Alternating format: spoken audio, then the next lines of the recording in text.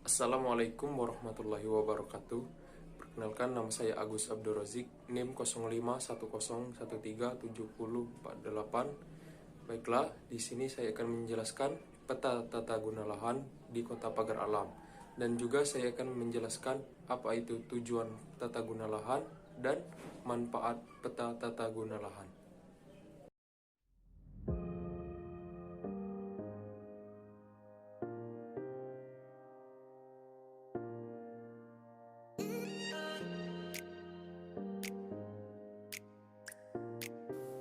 Apa itu ekologi lahan dan apa itu tata guna lahan? Ekologi lahan adalah ilmu yang mempelajari hubungan antara makhluk hidup dengan lingkungannya. Tata guna lahan adalah pemanfaatan lahan yang dilakukan manusia terhadap lingkungannya menjadi lingkungan terbangun. Apa tujuan pengelolaan tata guna lahan? 1. Mengusahakan agar tidak terjadi penggunaan tanah yang salah tempat. 2. Mengusahakan agar tidak terjadi tanah yang tidak terurus. 3. Mengusahakan adanya pengendalian terhadap perkembangan kebutuhan masyarakat.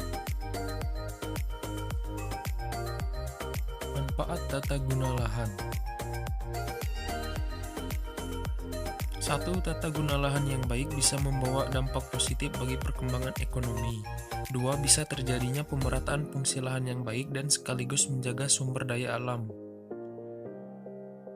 3. Menciptakan sebuah lahan hunian yang tertata dengan baik.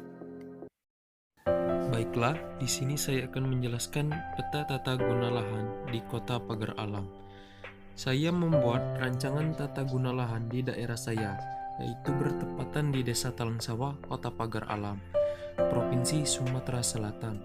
Ekologi lahan di desa saya hampir setengah dari desa saya. Desa saya ini dikelilingi banyak sawah yang sangat luas dan juga kebun kopi.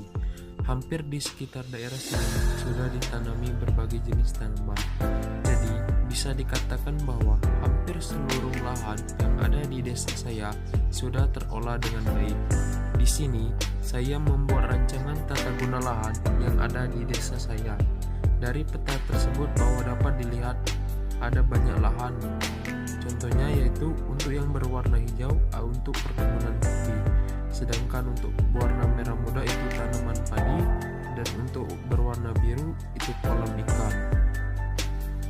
Di sini tidak banyak yang bisa saya kelola karena lahan sudah ditanami semua atau sudah dikelola dengan baik oleh warga sekitar.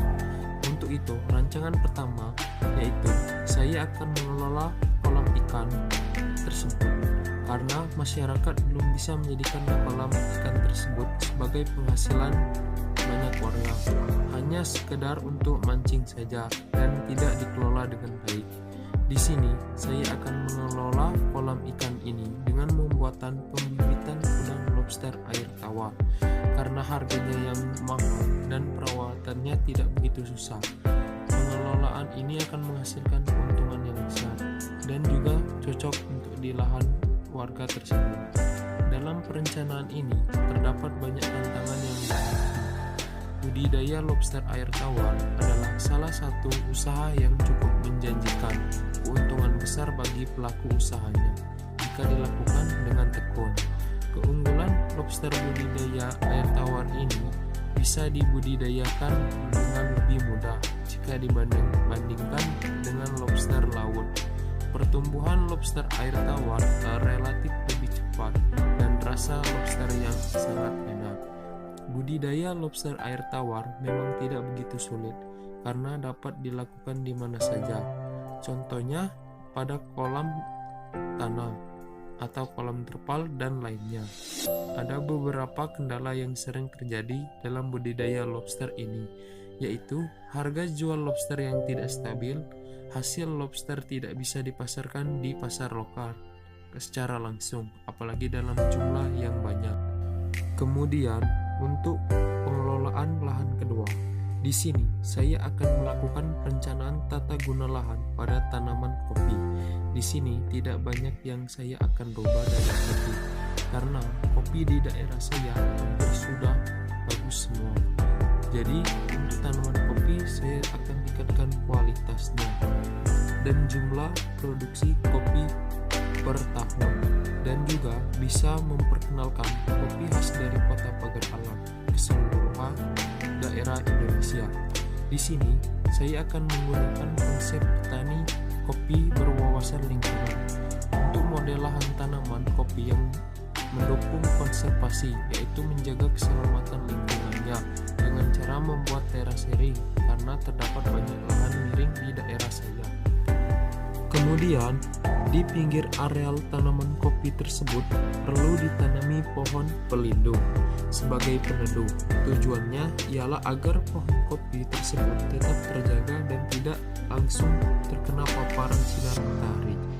Kemudian, di sini saya akan membuat rumah produksi kopi agar kopi yang sudah dipetik bisa langsung dapat diolah. Untuk pemilihan kopinya saya akan mengambil kopi yang sudah berwarna merah saja. Kenapa saya memilih ini? Karena dapat diketahui bahwa permintaan bumbu kopi yang berkualitas mengalami kenaikan yang cukup tinggi.